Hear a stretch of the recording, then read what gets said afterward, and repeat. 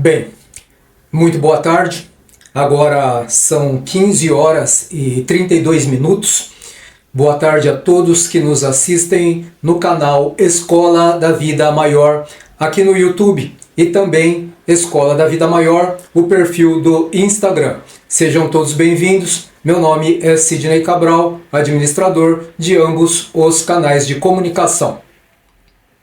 Hoje nós resolvemos gravar um vídeo para o YouTube que será editado e também aproveitando este mesmo conteúdo e fazer simultaneamente essa transmissão para aqueles que nos assistem em o perfil Escola da Vida Maior, Escola da Vida Maior aqui no Instagram, falando sobre um assunto que nós estávamos olhando, percebendo, analisando nas mídias sociais, que é a respeito das guerras. As guerras que ainda se encontram instauradas em vários pontos do nosso planeta. Queremos trazer, então, um pouco de informação sobre a ótica do codificador Allan Kardec, através das suas obras, da obra especificamente O Livro dos Espíritos, mas, como sempre, a nossa proposta nas nossas falas é de fazer com que nós possamos juntos pensar, refletir e chegar a um entendimento através das próprias reflexões sobre alguns aspectos da vida.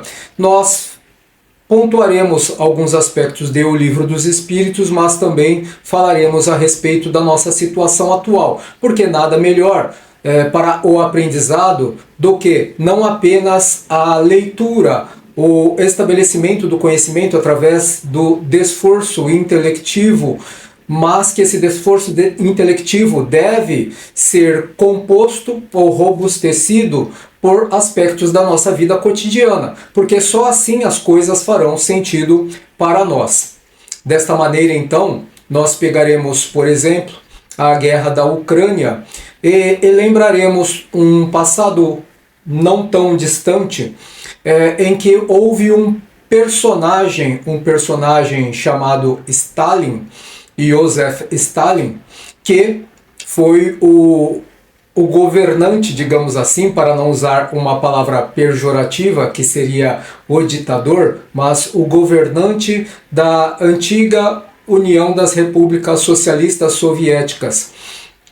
Fazendo um pequeno preâmbulo de como ele chegou ao poder, disse que ele era filho de um pai alcoólatra e de uma mãe extremamente católica, bastante religiosa, e que sua mãe, portanto, resolveu levá-lo para eu creio que seja um convento, uma instituição, onde ele seria seminarista, se tornaria padre.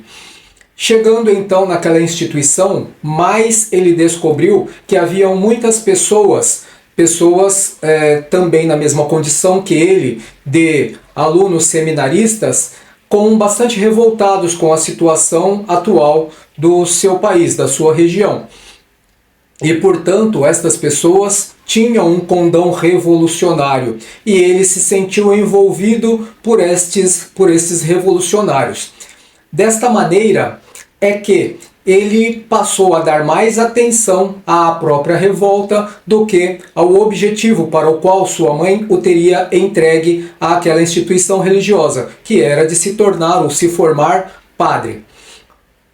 Boa parte dos alunos daquela instituição tornaram-se marginalizados porque tornaram-se revolucionários. E a outra parte concluiu o seu objetivo, que era se tornar padre. Stalin, portanto, seu nome originalmente não era esse, é um nome mais comprido que eu não me lembro, mas nós o conhecemos como Joseph Stalin. Ele seguiu então mudando diversas vezes de nome para se esconder das garras da suposta justiça do seu país. Mas o que aconteceu? Ele foi se engajando cada vez mais neste aspecto, neste contexto revolucionário, e em pouco tempo ele se tornou o terceiro homem mais forte de um determinado segmento revolucionário. Ele, desta forma, seguiu até que o número 1 do segmento partiu deste plano de vida para outro plano de vida e ele, assim, tornou-se o número 2. Mas, logo, pela força que tinha, pela persuasão que tinha, ele exilou o número 1 e passou, então, a ser o número 1 daquela revolução. E assim, então, passou a ser o governante da hoje atual Rússia, e desta forma ele começou o seu ciclo de 30 anos de extremo abuso e desmandos. Uma das suas vítimas, nós estamos fazendo obviamente apenas um resumo dessa história, porque nós queremos falar sobre o contexto atual das guerras que se encontram instauradas no nosso planeta, mas uma de suas vítimas foi a própria Ucrânia. A Ucrânia de hoje, como nós temos, pois que ele, além dos desmandos para se manter no poder, praticar inumeráveis homicídios ou ser o mandante de inumeráveis homicídios, verdadeiras chacinas, ele também, na história, ele fez a apreensão de boa parte, ou de grande parte, na história disse, da totalidade de grãos e de alimentos da Ucrânia e fez então que estas pessoas morressem de fome. Tal era o grau de crueldade, visando, obviamente, se manter instalado no poder. Então, por que nós trouxemos essa história? Para que nós lembrássemos o quanto a história tem se seguido em permanentes ciclos de momentos de paz e outros momentos de agonia extrema. Simplesmente por quê? Porque existe um componente que é de ordem moral e que o homem não está a entender e por isso ele repete estes mesmos ciclos toda a vez em que deixa o seu orgulho, a sua vaidade, a parte instintiva, e o instinto ele não é ruim, mas ele tem uma parte que é animalizada, que é ruim, e a outra parte que nos ajuda a nos proteger, nos ajuda a compreender a exercitação das leis divinas. Por exemplo, a lei de conservação. E será uma delas que nós falaremos hoje, que está no capítulo 6 do terceiro livro terceira parte, ou livro terceiro do Livro dos Espíritos. São algumas partes e a terceira parte, este livro terceiro, no capítulo 6, fala a respeito da lei de conservação e nós iremos nos ater mais especificamente à lei de destruição.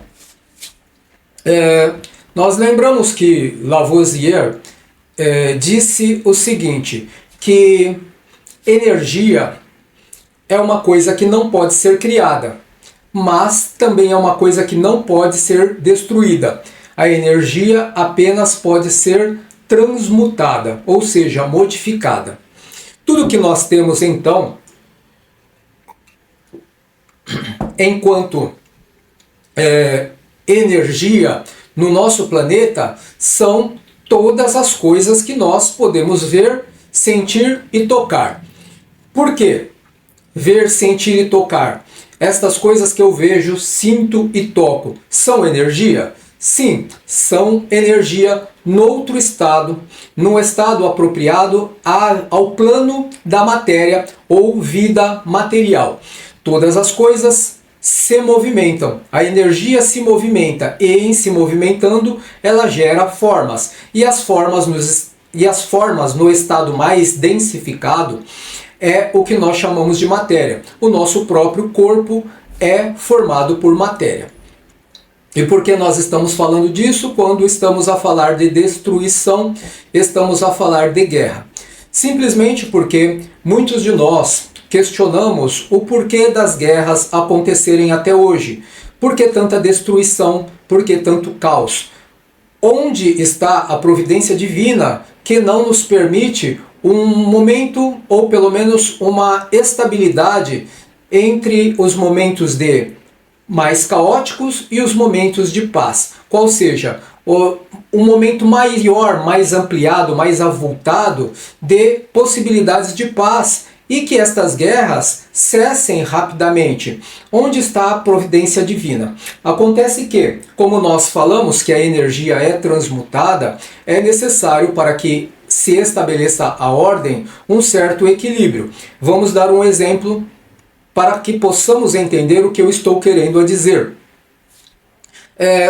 Se nós não tivéssemos no reino animal presas e predadores, nós teríamos a supremacia dos animais em todo o planeta. Vamos colocar o reino dos animais a um nível micro, o reino dos insetos. Os insetos eles têm uma resiliência muito maior do que os animais que nós conhecemos, os bípedes e os quadrúpedes.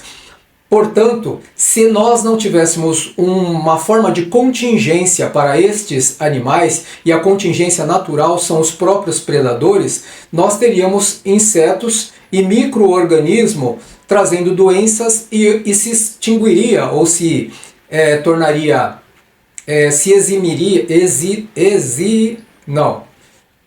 perdi o termo, mas se extinguiria toda a vida do planeta como nós conhecemos e teríamos, portanto, apenas a vida dos insetos. Então é necessário, para o equilíbrio desta energia, ora densificada, que é o corpo biológico de insetos, animais e de nós outros seres humanos, é necessário um equilíbrio natural, e este equilíbrio natural são os predadores.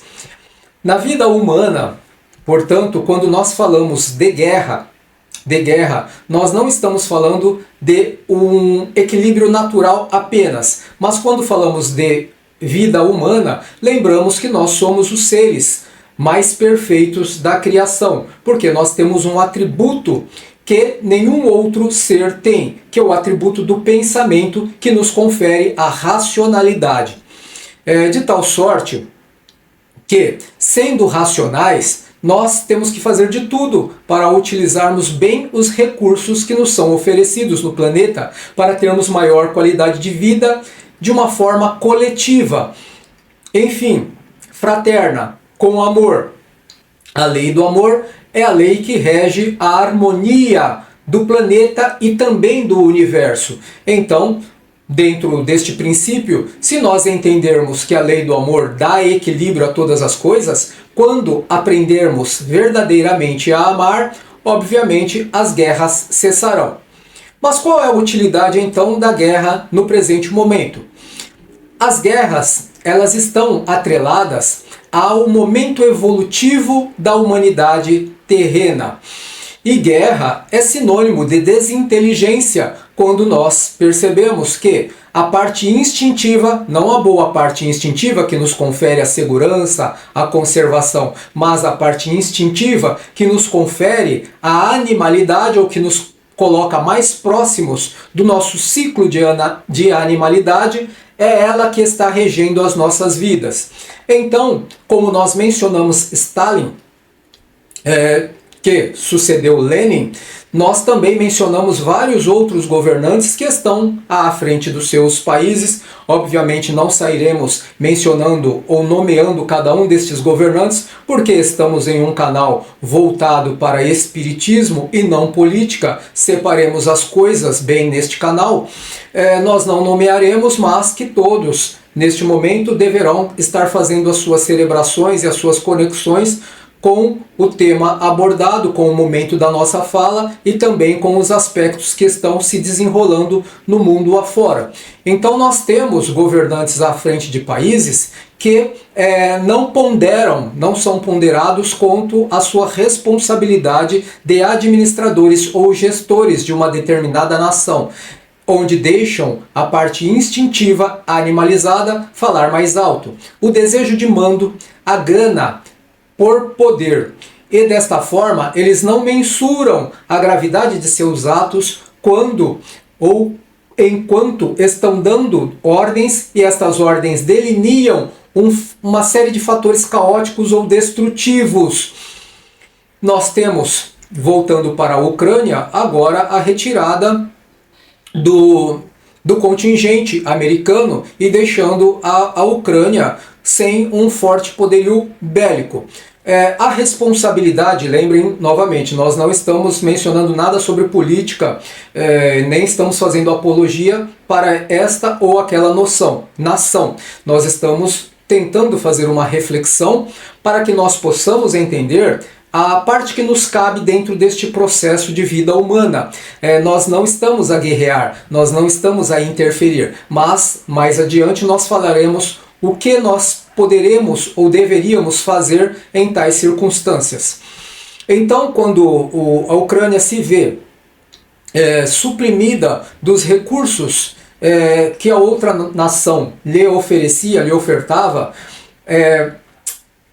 sobre recursos bélicos, nós percebemos que houve uma outra ofensiva. Daquela mesma Ucrânia que na época de Stalin, ela sofreu com milhões de mortos de fome, porque foi retirado o alimento. Agora foi retirado o material bélico, o poderio bélico, e desta forma outros não chega ao número de milhões, mas outras dezenas, centenas, talvez até milhares de pessoas também morrerão pela escassez de recursos de defesa. Então, o que nós temos aí neste contexto? Nós temos alguém que tomou uma atitude de se retirar ou retirar o apoio. Temos uma outra nação em que o governante está tentando defender a sua soberania, e temos um povo que está morrendo em meio ao conflito, que é decidido por dois polos, um polo que se defende e outro polo que ataca. E temos a terceira nação que deixou de enviar recursos para aquela que estava sendo invadida. Não estamos falando que fez bem ou que fez mal, que fez certo ou que fez errado, mas que certamente com esta fuga dos recursos houve também uma responsabilidade indiretamente pelas mortes que estão acontecendo. Como fica então aquele que se defende, aquele que agride, aquele que deixa de prestar apoio? E em prestar apoio nós também nos colocaremos para uma outra parte de reflexão que faremos mais adiante. Fica da seguinte forma. Segundo o ensinamento dos Espíritos em O Livro dos Espíritos, nesta parte que nós estamos lendo, que é o livro 3º, capítulo 6º, que fala da lei de destruição, já explanamos que a guerra é fruto de um instinto em que um instinto negativo, que faz com que a crueldade seja o fator dominante no ser humano, no indivíduo humano. Por que crueldade? Porque não existe na guerra, salvo quando você é forçado à guerra, e este seria o posicionamento da Ucrânia agora, o forçamento defensivo não existe para aquele que toma a iniciativa do ataque. Não existe outro mote, outro objetivo, senão saciar o seu desejo de mando, ter poder a qualquer custo. Então, pressupõe-se neste contexto que há a crueldade quando falamos a qualquer custo, porque não são consideradas o direito à liberdade, não é considerado o direito à vida, não é considerado o direito à propriedade. Simplesmente eu quero que seja assim e ponto final. Então aí, por si só, já reside o fator crueldade.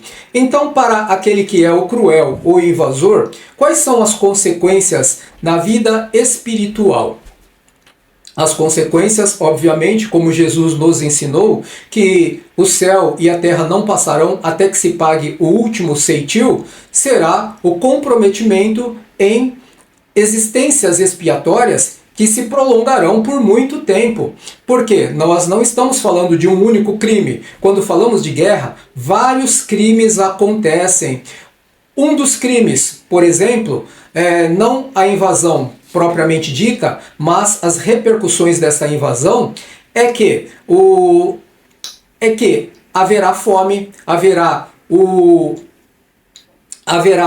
a supressão da liberdade, haverá também, por exemplo, mortes que não são desejadas ou desnecessárias, haverá um sentimento primário de revolta, de vingança, e todas essas coisas e muitas outras coisas que nós poderíamos catalogar nesta nossa fala, todas essas coisas impõem alguns pontos que deverão ser reparados ou que deverão ser elementos de reeducação deste ser. E a expiação é uma reeducação, onde a consciência do homem racional não consegue contemplar a gravidade da sua ação e por isso não lhe põe freio. É necessário que o impositivo da dor faça esse trabalho de conscientização. Então reinará este indivíduo por muito tempo, como reinou Stalin por 30 anos, realizando desmandos de toda a ordem. Todavia, a vida continua.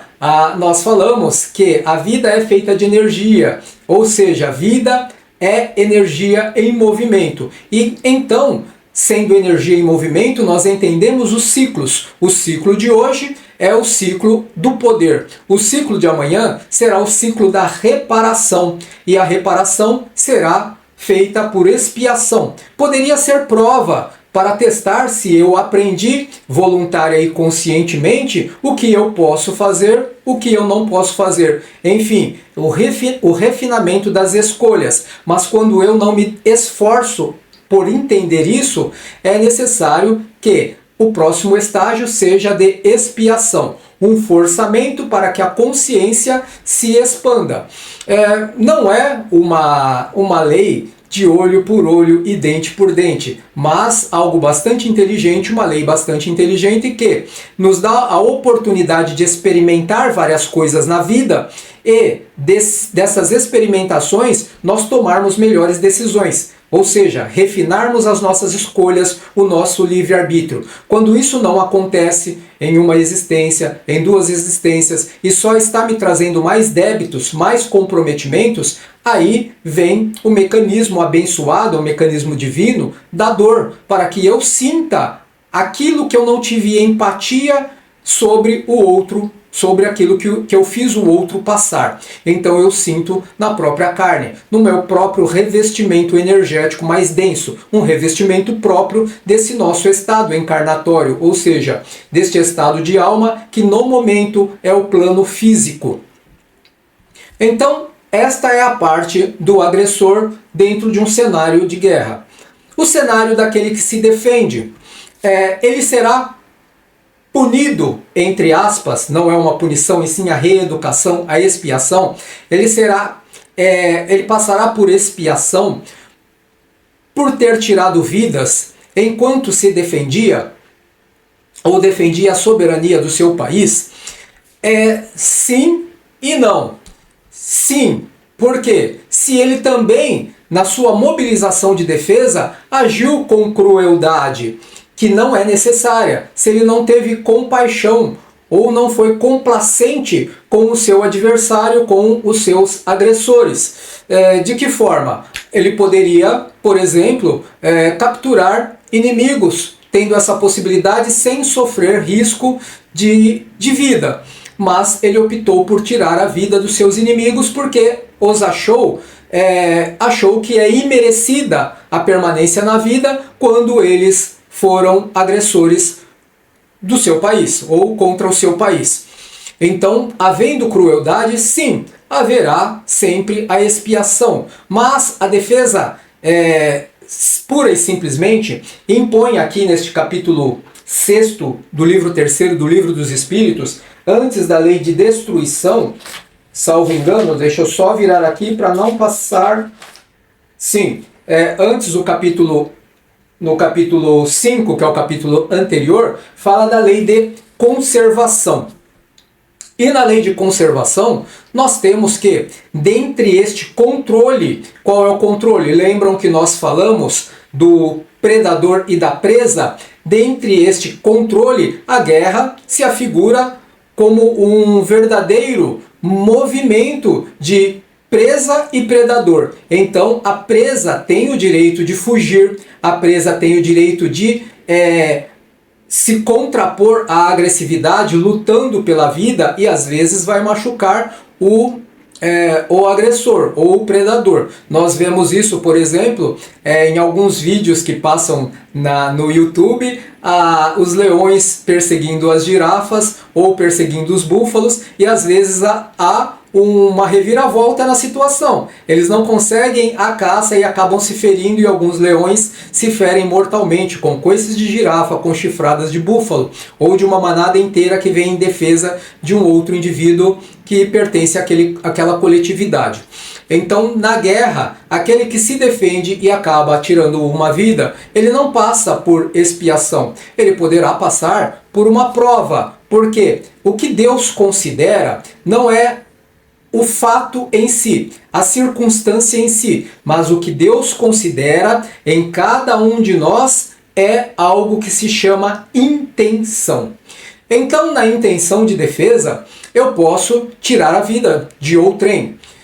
Ainda que não seja a crueldade propriamente dita, quando eu tenho a oportunidade de capturar o oponente e não faço, eu tiro a vida, ainda que não seja esta circunstância, quando, numa circunstância de confronto natural, eu acabo tirando a vida do outro e digo, é legítima defesa? Sim, é legítima defesa nos aspectos da legislação humana, mas Deus vai além da ação em si. Deus vê a nossa intenção, o nosso sentimento, aquilo que nós calamos conosco e ninguém sabe, mas nós sabemos e Deus também sabe. Então, se eu tirei a vida de outro e passo do lado, ou mesmo ignoro, e tenho o seguinte pensamento, por exemplo, deveria ter dado mais 3 tiros, ele merece morrer, ele é uma escória,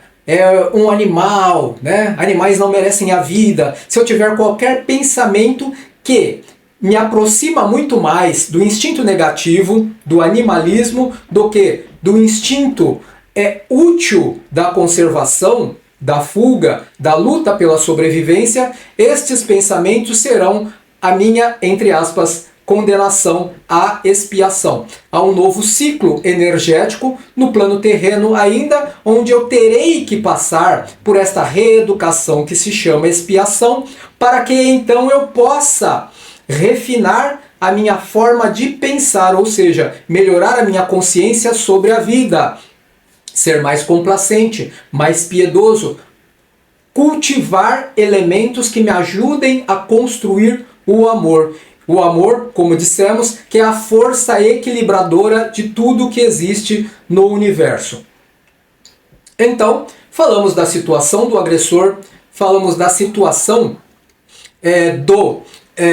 daquele que é agredido, e agora nós falaremos da situação das vítimas, porque não existe guerra sem vítimas. Toda guerra gera vítimas, e são inumeráveis essas vítimas. Pessoas que não têm o comportamento beligerante, ou seja, que não estão propensas à guerra, que sofrem psicologicamente com medo da morte, e isto é bem natural. Deus nos permite, dentro do contexto da lei de conservação, a necessidade de nos mantermos vivos. Enfim, nos permite temermos a morte, ainda que saibamos, que tenhamos consciência da existência de um outro plano diferente do plano da matéria, um plano espiritual, onde a vida continua, a verdadeira vida, a vida real. Ainda assim, nós temos no nosso inconsciente ou no nosso consciente, poderíamos dizer assim, na nossa consciência, que eu preciso desse tempo, eu necessito ter a oportunidade de vivê-lo ao máximo e aproveitar para aprender mais e mais. Por isso eu me protejo. Para estas pessoas que sofrem psicologicamente, fisicamente, os flagelos provocados pela guerra, estas pessoas estarão em que situação? Se elas não provocaram a guerra, se elas sequer são coadjuvantes, são apenas vítimas, qual é a situação destas pessoas? Deus permite que elas sejam destruídas sem motivação alguma? Claro que não. Como nós dissemos, há um equilíbrio natural. A própria morte a morte natural faz essa equilibração para que o planeta suporte o quantum ou a quantidade de pessoas encarnadas, de espíritos encarnados, que seria para ele possível suportar, nem mais nem menos. Então a morte natural faz esse processo. O outro processo vem pelas enfermidades. As enfermidades, quando eu falo morte natural e enfermidade, são coisas diferentes. Sim. Por quê? Porque a morte natural pressupõe-se o esgotamento dos recursos de vitalidade, ou seja, do combustível que rege a vida orgânica, que é chamado de fluido vital. Então, a pressuposição de que esgotou-se o fluido vital faz com que a vida orgânica se extingua.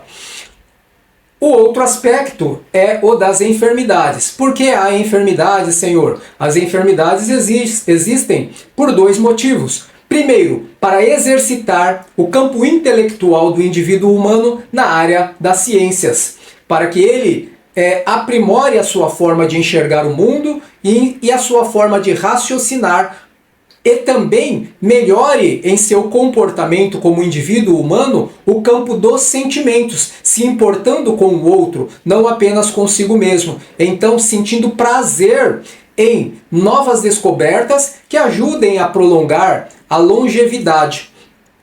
Então, as enfermidades também têm este componente. Poderíamos abordar outras circunstâncias, mas aqui só uma parca ideia para entendermos esse contexto da guerra. E o outro aspecto é que nem todas as pessoas que são vítimas da guerra são vítimas necessariamente. Muitas pessoas estão passando pelas suas expiações, ou por suas expiações, sendo vítimas da guerra. Outras estão passando por provações, sendo vítimas da guerra. Eu vou explicar rapidamente a diferença de expiação e a diferença de provação, ou expiações e provas, para que não fique nenhuma dúvida. A expiação existe sempre como uma necessidade de reeducação do ser que não se propõe a melhorar a sua consciência humana, a consciência sobre a vida. Aquele que é indiferente, portanto não exercita a sua humanidade. E mesmo entre as guerras, a humanidade é necessária, justamente para termos componentes como piedade, como clemência, como compaixão, que são elementos de virtude que nos auxiliarão à construção do amor verdadeiro mais adiante. Então, aquele que expia, mas aquele que expia sempre está a lamentar a sua má sorte, sempre está se dizendo injustiçado, sempre está revoltado com a providência divina, enquanto aquele que está em provação sempre procura nas suas dificuldades, nos reveses da vida, alguma explicação para aquilo que ele está passando. Então ele busca o ensinamento e diz: normalmente, ser religioso, às vezes nem precisa ser um religioso, diz o seguinte: Senhor, me mostra qual é a lição que eu devo tirar desta circunstância. Então, a diferença entre aquele que expia, se você quer saber se você está espiando ou se você está passando por provação, consulte a si mesmo como você reage às dificuldades da vida. Sempre reclamando, sempre se dizendo injustiçado, sempre apontando que outro tem maior sorte do que você, ou se você tem resignação, enfim, se você está disposto a virar o jogo. Não, eu estou passando por isso agora, mas amanhã vai ser melhor. Eu sou capaz, Deus me ama, a força está comigo, o poder de mudança está em minhas mãos. E assim eu viro o jogo. Desta forma, eu creio que deu para ter uma ideia do que é uma expiação, do que é uma prova. Quando nós entendemos isso, portanto, nós percebemos que o equilíbrio da Terra, ou seja, para o controle da quantidade ou do número de habitantes do planeta, a densidade demográfica de um planeta, é controlado também pela guerra, assim como pelas enfermidades, que as vítimas não são realmente vítimas, algumas espiam, outras passam por provações. E neste ciclo, portanto, nós chegamos à conclusão de que a guerra hoje ela é uma necessidade humana. Nossa, por que necessidade? Não seria melhor termos paz? Mas eu concordo, seria bem melhor se nós não entendêssemos a configuração ou o objetivo planetário do momento. Nós estamos em um estágio planetário, ou um momento planetário, em que toda a população terrena, todos os terrícolas, aqueles que habitam o planeta Terra, estão ainda mais próximos da animalidade do que do objetivo de burilar as suas mazelas instintivas. E, portanto, a guerra é apenas a consequência da população ou dos seres humanos, que nela habitam. Então não é uma falta de amor divino, não é um descaso de Deus para com a humanidade que poderia, num estalar de dedos, modificar todo o panorama, inovando-o para um planeta, um Campos Elíseos, para um planeta, um paraíso de Adão e Eva, onde só houvesse paz. Sendo um planeta escola como é, estamos aqui matriculados justamente para receber as nossas aprovações. Bons alunos, alunos medianos e maus alunos. Hoje ainda prepondera o mal no coração de boa parte da humanidade. E é este mal que é representado pelo orgulho e pelo egoísmo, que faz com que nós pensemos antes de tudo em nós mesmos, do que pensemos no outro. É por isso que as guerras existem, porque eu não quero saber o que vai acontecer com a outra nação desde que a minha nação seja mais poderosa e a mais soberana. Eu não quero saber se a outra nação ou outras duas nações estão em guerra e eu não tenho nada a ver com isso porque eu estou em paz. Eu não quero saber, por exemplo, se alguém vier me pedir ajuda, porque eu não posso tirar recursos do meu país para enviar para outro país que está em guerra. Eles que se virem, porque o problema é deles. Este pensamento é o pensamento de pessoas que geralmente se dizem boas pessoas. E simplesmente elas se dizem boas pessoas porque elas não fazem o mal, não provocam guerra, não roubam a ninguém, não machucam a ninguém. Todavia, o conceito de bondade ele é muito mais profundo. O conceito de bondade exige outras virtudes. Exige a compaixão, exige a piedade, a complacência, exige o interesse em fazer a alegria do outro também. Ser diferente disso é tornar-se indiferente aos problemas alheios. Ora, nós não estamos aqui cogitando o porquê Deus não cessa as guerras. Achamos às vezes que Ele é indiferente aos nossos problemas. Se nós nos comportarmos desta forma, o que estaremos a fazer senão aquilo que nós estamos a criticar também? Tá? Então, também somos indiferentes ao problema do outro. Existe em cada um de nós um Deus particular. Nós somos, em termos de consciência, uma parcela de Deus, a consciência das leis. Nós mencionamos duas leis, lei de conservação e também a lei de destruição, a qual estamos a falar neste momento. Existem outras leis divinas e a nossa consciência comporta cada uma delas. E é o instinto que nos apresenta a referência destas leis nos momentos em que experienciamos tal ou qual situação. Instintivamente nos vem forçosamente algo, uma força que nos compele a tomarmos uma decisão.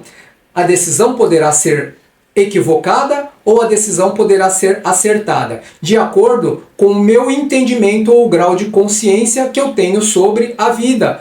ou com o meu interesse de cumprir mais ou menos as leis de Deus. É desta forma, então, que nós acabamos sendo coniventes com a guerra, por exemplo. Nossa, coniventes, como assim? Simplesmente quando nós deixamos de ajudar. Aqueles que têm recursos bélicos devem ajudar. Aqueles que comandam nação devem ajudar. Aqueles que não têm recurso bélico, que não comandam a nação, que apenas estão assistindo de longe, sem nenhum poder político para ajudar, como fazer? Simplesmente cruzar os braços? Não. Existe algo que nós podemos fazer. Entendam que todo ambiente, e eu costumo sempre nas minhas falas, em algumas palestras que nós fazemos, quando cabe, obviamente, nós costumamos dizer o seguinte: se você está desempregado e de repente você está ansioso por voltar à atividade, ser uma pessoa útil dentro da sociedade, ter os seus recursos para prover a sua subsistência, você sai por aí consultando os amigos e perguntando para os amigos: você tem algum emprego, alguém que possa me indicar uma condição, um enquadramento em alguma empresa, alguma coisa do gênero? Eu aceito qualquer coisa. O que vier eu estou topando. Eu já estou há um ano desempregado. Pode ser faxina, pode ser isso, pode ser aquilo. Daí você diz: eu vou ver para você alguma coisa, companheiro. Daí na semana seguinte você vai até essa pessoa e diz o seguinte: olha, eu trabalho num hospital e arrumei uma vaga para você. Você quer? Claro que eu quero muito, pode ser qualquer coisa, não interessa o salário, eu quero estar empregado. E a pessoa diz para você: ótimo, então você começa amanhã. O meu hospital fica na rua tal, assim, chegue lá tal dia, em tal horário e procure tal pessoa. Daí você fala, daí a pessoa diz: ótimo, era tudo que eu precisava, tal. Qual é o nome do hospital? E você diz: é o Hospital Hospital Psiquiátrico Doutor fulano de tal. Opa, psiquiátrico? Sim, lá é um manicômio. E você diz o seguinte, ou a pessoa diz o seguinte, você é quem está a oferecer o trabalho. E a pessoa diz o seguinte: tá bom, e vai. Quando ela se defronta com o ambiente tem o seguinte contexto: gritarias, dor, desordem, um cheiro fétido, porque o lunático, digamos assim, a pessoa perturbada, desequilibrada das suas faculdades mentais, ele faz as suas necessidades todas na roupa, ele não pondera, nem todos, alguns. Tá? Então é aquele ambiente de extremo desequilíbrio e perturbação. E você entra no primeiro dia já com uma certa cisma, porque você não está acostumado com aquilo. Na realidade não era bem aquilo que você esperava. Você só pensava no emprego e no salário. E também às vezes nas folgas, nas férias e na possibilidade de aposentadoria. E quando você fica naquele ambiente, portanto, por um dia, 2 dias, uma semana, depois de 15 ou 20 dias, você começa a assimilar toda aquela perturbação que está instaurada no ambiente. É uma perturbação psíquica que é energia, ou seja, as pessoas se movimentando em estado de perturbação promanam uma energia que se instaura naquele ambiente, ou seja, num plano dimensional, onde nós não conseguimos tocar, mas conseguimos nos conectar. Desta forma,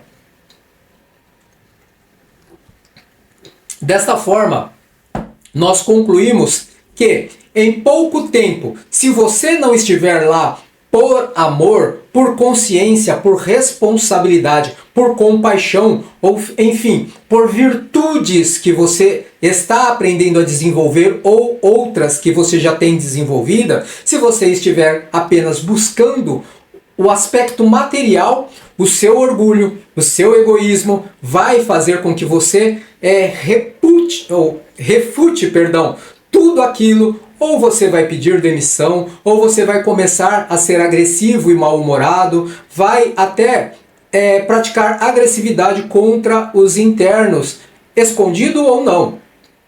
Por quê? Simplesmente a sua parte instintiva, a parte instintiva negativa, não a positiva, é que está coordenando a sua psicodinâmica, ou seja, o seu comportamento, aquele comportamento que você não raciocina, aquele que vem instintivamente, que vem impulsivamente.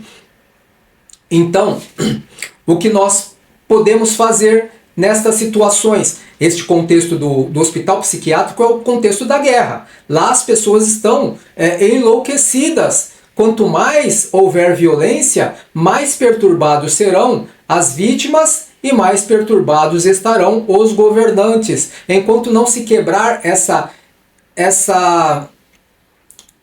imantação obsessiva, mas não é este o termo, este monoideísmo, uma ideia fixa de vencer ou não se deixar vencido, ou não se deixar vencer. Então, o que acontecerá é que todos estarão em um estado de perturbação muito profundo. E o exemplo do hospital psiquiátrico é um exemplo micro de uma contextura muito maior, que é a guerra. A guerra psíquica, hospital psiquiátrico, a guerra beligerante e também psíquica em os contextos que envolvem Ucrânia, Rússia, Afeganistão e todas as outras guerras que nós vemos instauradas no planeta. Aí então, Sidney, você me disse o seguinte, que nós falaríamos qual é a nossa boa parte a realizar se eu não tenho poder político, se eu não tenho influência diplomática, se eu não tenho recursos financeiros, se eu não sou soldado e às vezes eu não tenho nem vitalidade física, dado o avanço do tempo, dada a idade em que me encontro agora. O que eu posso fazer? Absolutamente nada. Não podemos fazer. Nós podemos nos recolher todos os dias, em um determinado momento, que sejam 5 minutos, e 5 minutos não fará falta a ninguém. Eu costumo dizer que o tempo é a coisa mais preciosa que nós temos para a vida, e não podemos desperdiçá-lo, mas 5 minutos não fará morrer o espírito que é imortal, ou prejudicar na sua evolução consciencial. 5 minutos, todos os dias eu me recolho, eu faço um contato mental com o meu anjo guardião, aquele companheiro, meu fiel escudeiro que está sempre junto a mim para me inspirar com os melhores pensamentos para tomar as melhores decisões. Olha, nós sequer fazemos as nossas escolhas totalmente de forma individualizada. Nós temos o anjo guardião, se rogarmos por ele, ele estará junto a nós. E quando nós pedimos esse auxílio, ele se aproxima de nós e nos inspirará os melhores pensamentos, os melhores sentimentos, as melhores frases para que nós roguemos a Deus por aquele país, por aqueles países. Por quem eu rogo, então, num conflito entre agressor e agredido? Lógico, eu vou rogar sempre para a parte desfavorecida, aquela que foi agredida, que está sendo agredida. Também eu tenho que rogar também pelo agressor, porque ambos estão em estado de perturbação. Um está sendo agredido e o outro é o agressor, mas ambos estão em estado de perturbação. Enquanto a perturbação não cessar, e é este o meu pensamento que eu devo ter e entregar para que cesse aquela guerra, enquanto esta perturbação não cessar, também não cessará a guerra. Por que eu tenho que rogar pelo agressor ou vibrar para que o agressor mude a sua forma de pensar, para que ele ouça, e ele também o tem, as orientações do seu próprio anjo guardião? Simplesmente porque tudo isso que ele está a provocar lhe resultará em uma condenação que nós chamamos de expiação. Por que condenação? Porque estaremos propensos a passarmos muitas encarnações expiando quando vemos uma dimensão de violência, de agressividade tão grande quanto as guerras. Então este é o nosso papel neste momento, o papel de estarmos, porque estamos em uma situação, e podemos dizer que é uma situação privilegiada, de não estarmos sendo agredidos em uma escala de guerra, É lógico que sofremos agressões em outras escalas. O escárnio alheio, as pessoas que falam mal de nós por detrás ou pela frente, a agressão no trânsito, as possibilidades que temos de sofrermos violência por roubadores, por criminosos, mas é uma escala muito diferente, muitíssimo diferente do que acontece nos conflitos entre países que estão com comportamento beligerante, ou seja, o comportamento de guerra. Então nós estamos numa situação privilegiada e temos que utilizar esse privilégio de forma útil para eles e também para nós, porque tudo repercute. Não pensemos que porque hoje estamos em paz, que amanhã não estaremos em guerra. Simplesmente porque nós dissemos que a guerra faz parte de um processo dado a natureza moral do indivíduo humano que aqui se encontra. Então hoje nós estamos tranquilos. De uma hora para outra pode acontecer um evento inesperado e tudo que nós quereríamos ou quereremos será que alguém pense em nós, para que nós não nos sintamos sós. E este pensamento que nós chamamos de preces ou vibrações ou emanações positivas, dê o nome que você quiser. Porque lembrem que nós dissemos que Deus considera apenas a nossa intenção. É a intenção, não é a quantidade de palavras ou o termo ou título que nós daremos àquilo que nós estaremos a fazer que surtirá um bom resultado, mas sempre a nossa intenção. A intenção é um pensamento concentrado, focado em um objetivo. Sendo um pensamento focado, direcionado com um objetivo, o que acontece então? Acontece que o pensamento é uma outra forma de energia, e esta energia que tem movimento, ela vai buscar em um ciclo de assimilação o ajuntamento ou se conglomerar com outras energias de mesma natureza. Enfim, outras pessoas que estão em prece, vibrando, pensando, com a mesma força. E é esta força que tem um poder adstringente. Esses pensamentos negativos, esses pensamentos de piedade, rogando para que se cesse a guerra, que com um poder adstringente passarão a ser direcionados para aquele ambiente psíquico beligerante, onde há guerra, conflito e dor, e fazendo por uma força natural, presa e predador, a diluição de pouco em pouco daquelas circunstâncias. É fácil? Não, não é fácil. Mas tenhamos certeza que se nós não fizermos nada, nós não teremos expectativas melhores para a cessação daquele conflito, de outros conflitos e para que esta sociedade terrena se amolde à proposta que o Cristo veio nos trazer. E a proposta que o Cristo nos trouxe é o amor. Lembram da lei maior? Amar a Deus sobre todas as coisas e ao próximo como a si mesmo.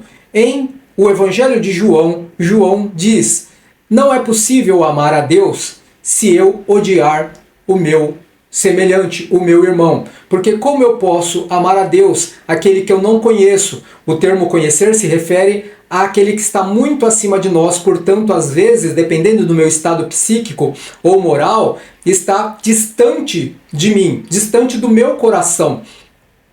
E digo que amo a Deus, mas não respeito o meu semelhante. Então eu preciso entender que eu tenho uma proposta quando eu estou em paz, tenho outra proposta quando eu estou em guerra. Quando eu estou em paz, a minha proposta é de, no mínimo, vibrar, pensar positivo e promanar tudo isso para as regiões ou as nações em conflitos. Quando eu estou em guerra, é não perder a minha humanidade, para que não haja crueldade. E não havendo crueldade, eu sei que eu apenas cumpri os meus direitos de sobrevivência e o meu dever em respeitando o meu semelhante. Eu espero que isto que nós trouxemos agora tenha trazido um alento, e além deste alento, uma vontade premente de nos recolhermos 5 minutinhos. 8 horas da noite eu estou sem fazer nada, então eu vou sentar das 8 às 8h05 apenas e vou mentalizar junto ao meu anjo guardião para que esses países em conflito, União Soviética não, perdão, estou falando de Stalin, a Rússia, a antiga União das Repúblicas Socialistas Soviéticas, a Ucrânia, o Afeganistão, a Líbia, a Síria, aqueles que estão em vias de enfrentamento, Coreia do Norte, Coreia do Sul, o próprio Estados Unidos, que possamos promanar as nossas melhores intenções. Não são palavras, tá? Não são frases feitas ou decoradas, mas intenção, ou seja, sentir e desejar. Quando eu faço isso, eu já estarei fazendo a minha boa parte. E lembrem-se que Deus só reconhece em nós a nossa intenção. E você estará sendo visto por Deus. Então, o mérito virá por consequência. Eu espero que isto tenha ajudado de alguma forma ao entendimento sobre a vida. Todos os sábados nós fazemos uma live, normalmente 21 horas, mas hoje nós fizemos mais cedo porque às 21 horas nós não atingimos o número de pessoas que nós desejávamos, então estamos fazendo alguns testes. Eu peço que também nos auxiliem na divulgação dos nossos conteúdos, dando uma curtida, seguindo-nos no perfil do Instagram, @Escola da Vida Maior, seguindo-nos também ou inscrevendo-se no nosso canal do YouTube, @Escola da Vida Maior. E no nosso canal secundário, perfil e canal do YouTube, @Vida Desperta com Reiki. Eu desejo a todos que nos assistiram, com gratidão, que tenham uma boa vida. Namastê. Até o próximo sábado.